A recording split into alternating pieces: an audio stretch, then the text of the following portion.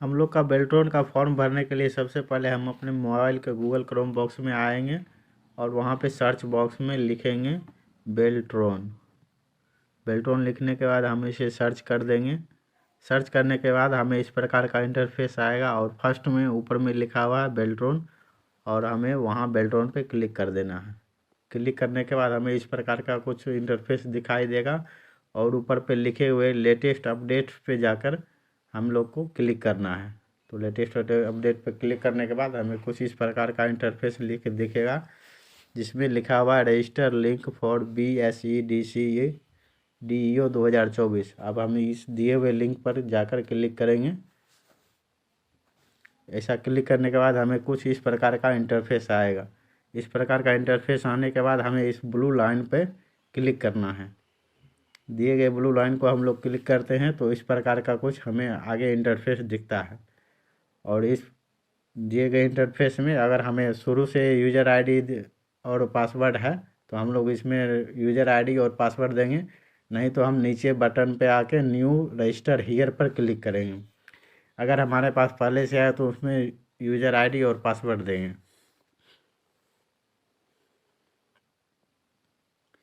New button पर click करने के बाद हमें कुछ इस प्रकार का सर्च हो करके हमारे सामने कुछ इंटरफेस खुलेगा।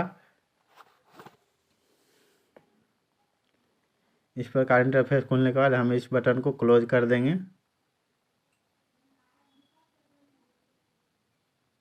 क्लोज करने के बाद यहाँ आई एग्री का ऑप्शन आता है, हम लोग आई एग्री पर क्लिक करते हैं। आई एग्री क्लिक करने के बाद हमें कुछ इस प्रकार का इंटरफेस आएगा और इस इंटरफेस में हम लोग देखते हैं और ऊपर में आ गया है कैंडिडेट फर्स्ट नेम। तो हम लोग जिसका भी फॉर्म भर रहे हैं उसका कैंडिडेट का हम लोग फर्स्ट नेम भरेंगे। जिस प्रकार अगर किसी के 3 नाम का वर्ड है तो उसमें मिडिल नेम भी भरना होगा और लास्ट नेम भी। तो हमारे पास मिडिल नेम नहीं है तो हम लोग फर्स्ट नेम और लास्ट नेम भरते हैं। तो इस प्रकार में फर्स्ट नेम और लास्ट नेम भरने के बाद आगे का ऑप्शन है have you ever change name. अगर आपने नाम को चेंज किया है तो यहाँ पे यस पे क्लिक करना पड़ेगा और यस पे क्लिक करने के बाद हम लोग को आगे एक बॉक्स खुलेगा और वहाँ पे हम लोग नाम को लिख सकते हैं। अगर हमने नहीं चेंज किया है तो उस पर नो पे क्लिक करना होगा। उसके बाद अगला इंटरफेस है हमारा डेट ऑफ बर्थ भरने का। तो हम लोग यहाँ डेट ऑफ बर्थ वाले सेक्शन पे ओके करेंगे और यहाँ पे सबसे पहले मंथ और ईयर का जो को लिखा हुआ है हम उस पर टैप करेंगे। तो हमें सबसे पहले ईयर को सेलेक्ट करना है। ईयर पे जाके हम लोग ईयर को सेलेक्ट करते हैं। ईयर को सेलेक्ट करने के बाद हम लोग को मंथ पर क्लिक करना होगा जो हमारे डेट ऑफ बर्थ में लिखा हुआ। मंथ पे क्लिक करने के बाद हम लोग दिन पे क्लिक करने के बाद हम लोग डेट ऑफ बर्थ फिलअप हो जाएगा। उसके बाद हम लोग जेंडर चूज कर लेंगे। उसके बाद मोबाइल नंबर दिया गया हुआ है तो उस पर हम लोग 10 नंबर अंकों का मोबाइल नंबर उस पर लिखेंगे। 10 अंकों का मोबाइल नंबर लिखने के बाद हमें फिर से एक आगे बटन है कन्फर्म मोबाइल नंबर। तो हम लोग सेम मोबाइल नंबर को इस पर लिखेंगे और अब टाइप करेंगे। सेम मोबाइल नंबर को लिखने के बाद अल्टरनेट मोबाइल नंबर है, इसमें हम दूसरा नंबर दे भी सकते हैं और नहीं भी दे सकते हैं।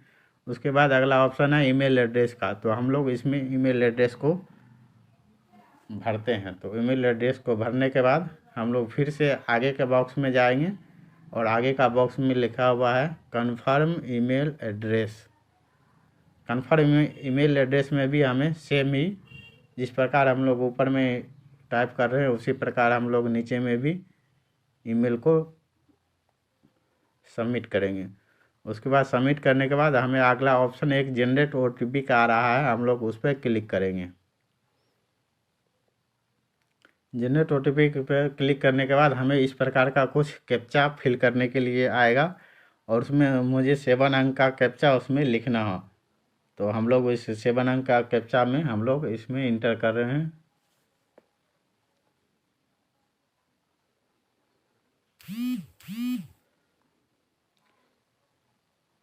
कैप्चा फिल करने के बाद हम लोग उसको ओके करेंगे और ओके करने के बाद हमें इस प्रकार का OTP हमारे मोबाइल नंबर और ईमेल पे आ जाएगा। तो हम उस कैप्चा को चेक कर लेंगे।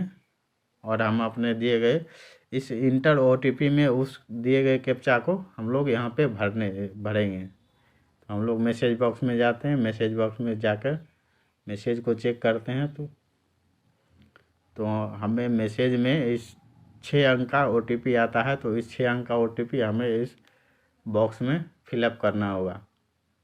तो 6 अंक का OTP फिलअप करने के बाद वैलिडेट OTP पर क्लिक करेंगे।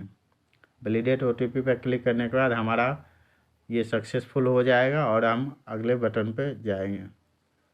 अगले में आगे आई एग्री का बटन है, उस बटन पर क्लिक करेंगे और यहाँ कैप्चा फिलअप करने के लिए आ रहा है। तो हम कैप्चा कोड डाल लेंगे जो उसमें हमें शो कर रहा है, उसी कैप्चा को फिलअप करना है।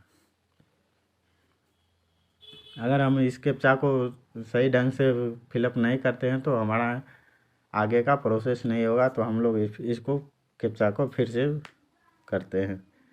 तो इस प्रकार के करने के बाद हम लोग सबमिट करने के बाद आगे का इंटरफेस खुलता है और यहाँ पे candidate first name last name इस प्रकार का आता है कि हम लोग ने क्या ऊपर में सेलेक्ट किया है। हमारा नाम हम लोग चेक कर लेंगे तो हमारा नाम ठीक है।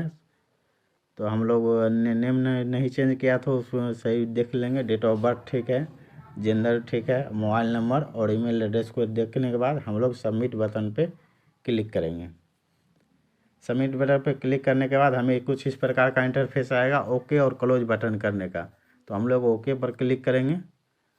ओके पर क्लिक करने के बाद हमारे सामने कुछ इस प्रकार का इंटरफेस खुलेगा और हमें मोबाइल पर रजिस्ट्रेशन नंबर आ जाएगा। तो हमें इसे स्क्रीनशॉट ले लेना है और आगे का इस प्रकार का कुछ हमें फॉर्म खुल के आएगा। तो आगे का हमें फुल फॉर्म फिलअप करने के लिए गो टू एप्लीकेशन पे जाके हम लोग को क्लिक करना होगा। गो टू एप्लीकेशन पर क्लिक करने के बाद हमें कुछ इस प्रकार का सर्च खुलेगा। सर्च होने के बाद हमें आगे का प्रोसेस दिखाई देगा।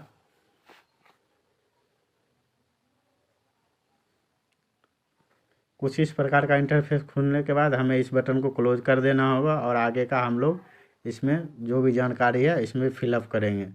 हमारा एप्लीकेशन नंबर और जो कुछ भी हमने रजिस्ट्रेशन में फिलअप किया था वो मेरा भरा हुआ है और जो कुछ बच गया उसे हम फिलअप करेंगे।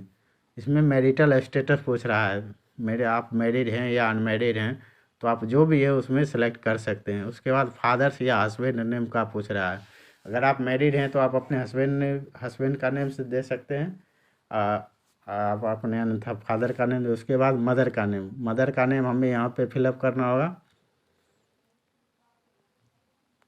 मदर का नेम फिलअप करने के बाद यहाँ मेरा मोबाइल नंबर पहले से ही भरा गया है, ईमेल एड्रेस पहले से ही भरा गया है और यहाँ पोस्ट नेम हमारा हम लोग डाटा एंट्री ऑपरेटर के लिए अप्लाई कर रहे हैं तो हमारा पोस्ट पहले से भरा हुआ है। तो आगे मेरा ये है कुछ नेशनली में हम लोग इंडियन को सेलेक्ट करेंगे और नीचे आएंगे और are you domicile of Bihar, क्या आप बिहार से निवास करते हैं।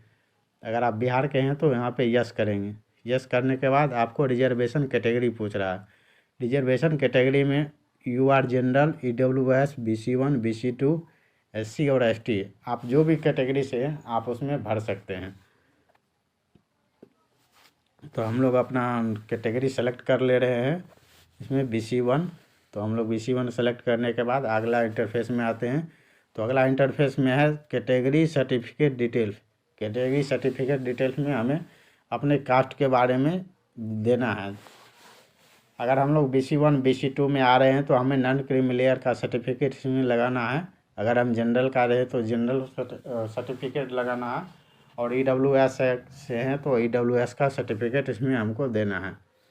तो हम लोग कैटेगरी सर्टिफिकेट का और इशू अथॉरिटी है, इसमें RO ऑफिसर जिसे रेवेन्यू ऑफिसर कहते हैं, तो इसमें हमें रेवेन्यू ऑफिसर लिखना है। और आगे का बॉक्स में अथॉरिटी का डेट कब हमने जाति प्रमाण पत्र को बनवाया था उसका डेट देना है और ये सब हमें जाति प्रमाण पत्र में लिखा हुआ होगा। और आगे कैटेगरी सर्टिफिकेट सीरियल नंबर है। तो सीरियल नंबर में हम लोग नॉन क्रीमी देने के लिए NCL CO लिखेंगे और अदर को उसमें जाति प्रमाण पत्र में लिखा हुआ होगा। तो हम लोग उसमें BC1 से आते हैं तो हम लोग इसमें अपना NCL सर्टिफिकेट सीरियल नंबर इसमें फिलअप करते हैं।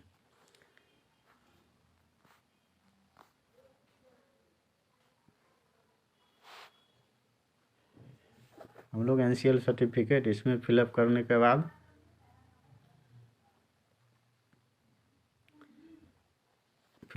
बाद हम लोग यहाँ डोमिसाइल सर्टिफिकेट डिटेल्स, इसमें हमें रेसिडेंशियल सर्टिफिकेट जिसे निवास प्रमाण पत्र कहते हैं उसका हमें यहाँ पे थोड़ा किसी ने यहाँ पर इसको जारी किया उसका लिखेंगे। रेवेन्यू ऑफिसर, इसे भी रेवेन्यू ऑफिसर जारी करता है तो रेवेन्यू ऑफिसर लिखेंगे। डेट ऑफ इशू डोमिसाइल, आपने इस प्रमाण पत्र को कब जारी करवाया था उसके डेट उसी पर लिखा होगा। इसको हम उस प्रमाण पत्र के अनुसार फिलअप करते हैं।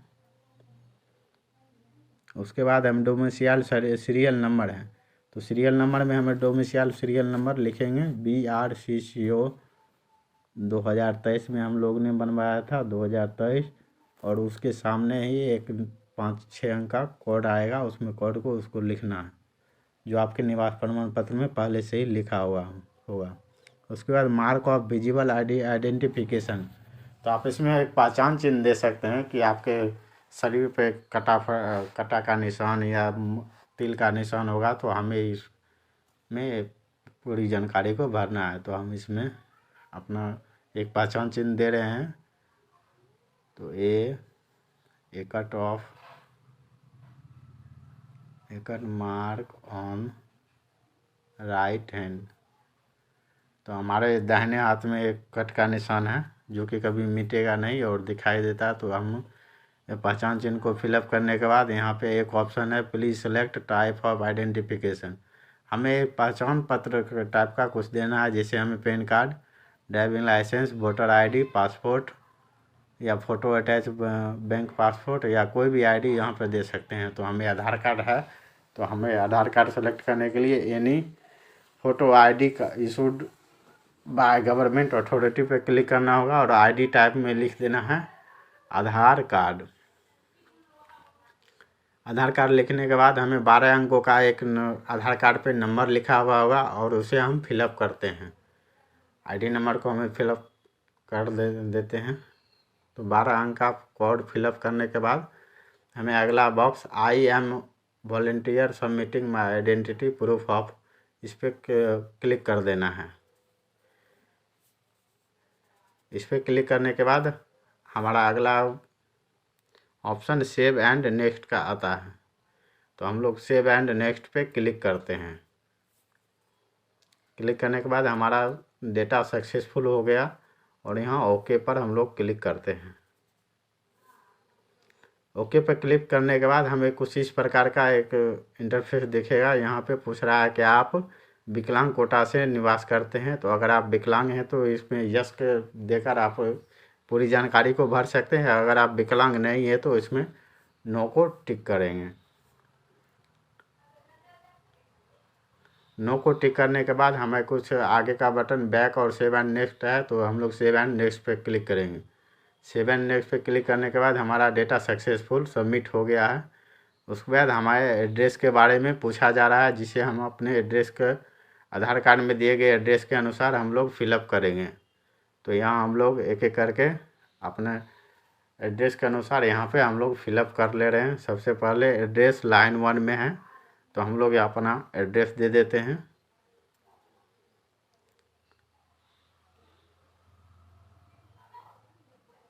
एड्रेस देने के बाद एड्रेस लाइन 2 है, उसमें भी आप कुछ भी लिख सकते हैं या स्टार मार्क नहीं है तो उसमें कुछ भर भी नहीं सकते हैं। जिसमें स्टार मार्क है वही हम लोग को भरना है। उसके बाद कंट्री है, कंट्री में इंडिया हम लोग को पहले से सेलेक्ट है। उसके बाद स्टेट भी मेरा पहले से सेलेक्ट है बिहार।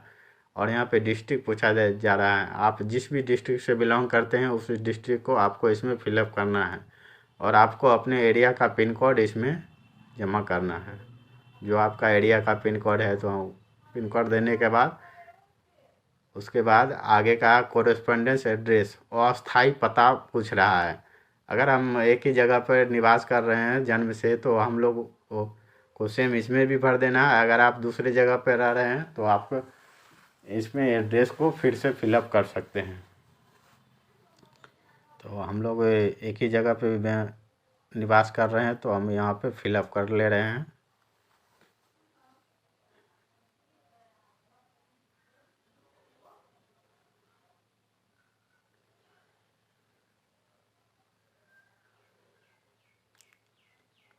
हम लोग डिस्ट्रिक्ट चूज कर लिए और एरिया कोड जो है मेरा वही एरिया कोड इसमें फिलअप करने के बाद आप अगला बटन सेव एंड नेक्स्ट का आता है, तो हम लोग आगे बटन सेव एंड नेक्स्ट पे क्लिक करेंगे। सेव एंड नेक्स्ट पे क्लिक करने के बाद मेरा डेटा सक्सेसफुल हो गया है। अब आगे का हम लोग का क्वालिफिकेशन एंड एक्सपीरियंस पूछा जा रहा है। यह वैकेंसी 12th लेवल पर है, इसलिए हम लोग 10th और 12th दोनों का इसमें, और हिंदी टाइपिंग सर्टिफिकेट और ADCA का सर्टिफिकेट इसमें हम लोग को इसके बारे में जानकारी देना होगा। फर्स्ट में नेम ऑफ द बोर्ड, आपने किस बोर्ड से एग्ज़ाम पास किया है।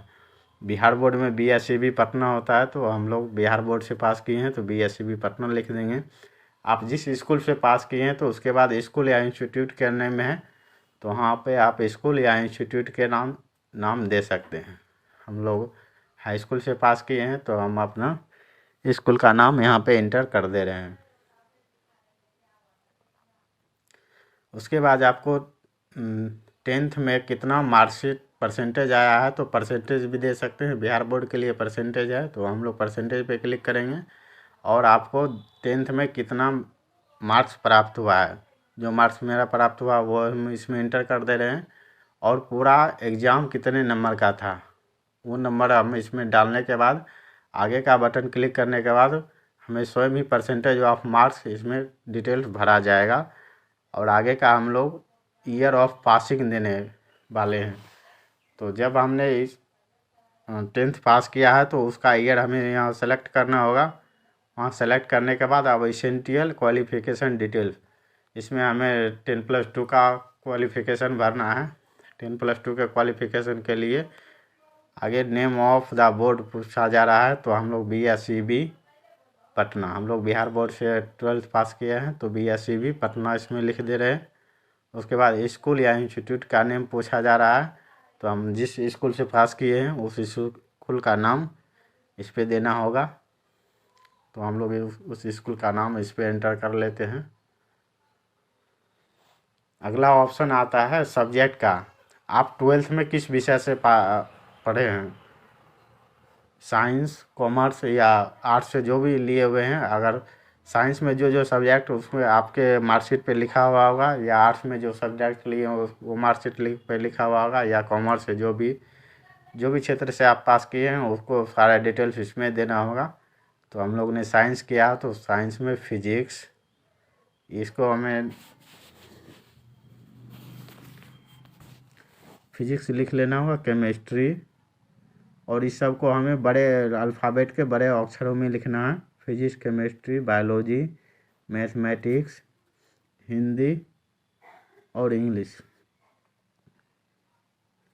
ये सेलेक्ट करने के बाद हमें परसेंटेज ऑफ मार्क्स पूछा जाए, पर हम परसेंटेज पे ओके करेंगे और यहाँ पे हम लोग परसेंटेज के हिसाब से हम अपना मार्क्स देंगे। परसेंटेज पे क्लिक करने के बाद हमें मार्क्स ओबिटेंडेड लिखा हुआ है, तो हम लोग जितना 12th में हमारे नंबर आया था वो नंबर हम इसमें लिख देंगे। और मैक्सिमम मार्क्स कितने नंबर का आपका एग्ज़ाम हुआ था वो लिखने के बाद हमें यहाँ पे परसेंटेज ऑफ मार्क्स शो करेगा।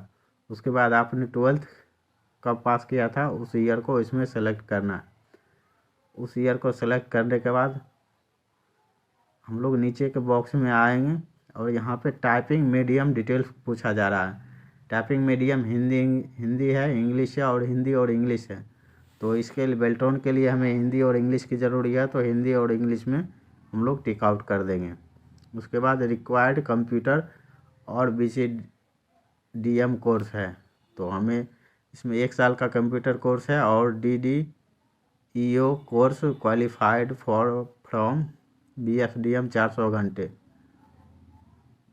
तो आपको जो सर्टिफिकेट है उसमें उसको जानकारी के अनुसार भर देना है। आपने 1 साल का ADCA सर्टिफिकेट आपने कहाँ से किस इंस्टीट्यूट से पढ़ाई किया था तो उसका नाम उस पर देना है, इंस्टीट्यूट का नाम।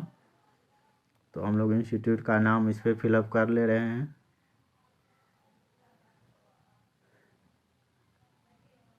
इंस्टीट्यूट का नाम फिलअप करने के बाद इंस्टीट्यूट रिकॉग्निशन और नोट, क्या आपका इंस्टीट्यूट सरकार के द्वारा मान्यता प्राप्त है या नहीं, उसको यस और नो करना है। ये उस पर यस पे क्लिक करने के बाद आप लोगों ने कब उस ADCA का सर्टिफिकेट एग्ज़ाम पास किया था तो उसका डेट उस पर लिखा हुआ होगा। उसको क्लिक करने के बाद हमें आगे एक्स्ट्रा क्वालिफ़िकेशन भी पूछा जा रहा है। अगर हमारे पास हायर एजुकेशन है, ग्रेजुएशन पोस्ट ग्रेजुएट किए हुए हैं तो उसमें देंगे, नहीं तो आगे बटन सेव एंड नेक्स्ट पर क्लिक करेंगे। सेव एंड नेक्स्ट पे क्लिक करने के बाद हमें एग्ज़ाम सेंटर के लिए 3 प्रेफरेंस दिया जाता है, 1, 2 और 3। तो हम लोग एक एक करके तीनों प्रेफरेंस भर लेंगे और तीनों प्रेफरेंस को भरना मोस्ट इम्पोर्टेंट है। तो हम लोग पहला सिटी चूज कर लेते हैं, उसके बाद दूसरा सिटी चूज कर लेते हैं और तीसरा सिटी। ये तीनों सिटी हमें चूज करना ही पड़ेगा। उसके बाद ये तीनों सिटी चूज करने के बाद हमें सेव एंड नेक्स्ट बटन पे क्लिक करना होगा। सेव एंड नेक्स्ट बटन पे क्लिक करने के बाद कुछ हमें इस प्रकार का इंटरफेस आएगा। ओके पे क्लिक करेंगे और ओके के पे क्लिक करने के बाद हमें आगे इंटरफेस दिखाई देगा। इस इंटरफेस में हमें फिर से यहाँ दिखाई देगा क्लिक हियर ऑफ अपलोड।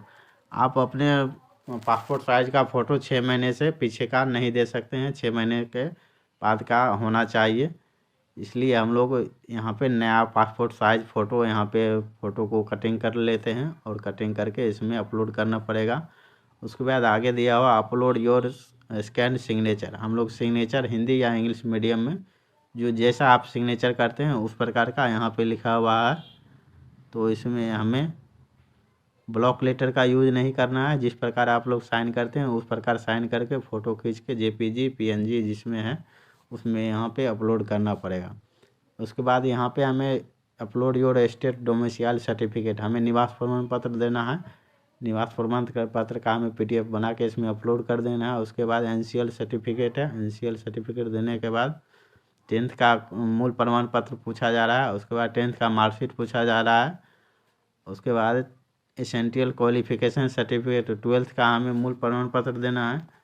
उसके बाद 10th का मार्कशीट देना है। उसके बाद हमें 1 साल का कंप्यूटर सर्टिफिकेट देना है और अदर कोर्स है तो अदर कोर्स भी दे सकते हैं। उसके बाद हमें चालान का ऑप्शन आया, जनरल से हम लोग भरेंगे तो बॉयज़ के लिए 1000 का चालान है। अगर हम लोग SC ST या फीमेल से बिलोंग करते हैं तो उसके लिए 250 का चालान है।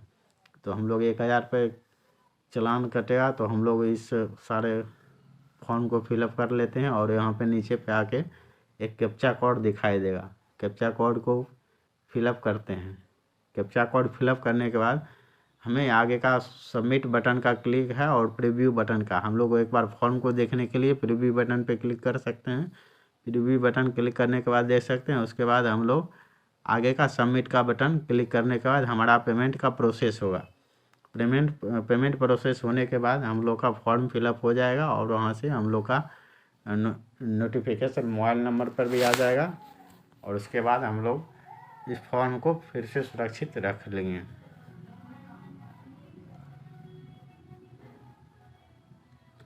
अगर किसी प्रकार की आप लोग को इसमें समस्या आ रही है तो आप कमेंट बॉक्स में ज़रूर पूछ सकते हैं, हम उसका रिप्लाई तुरंत करेंगे।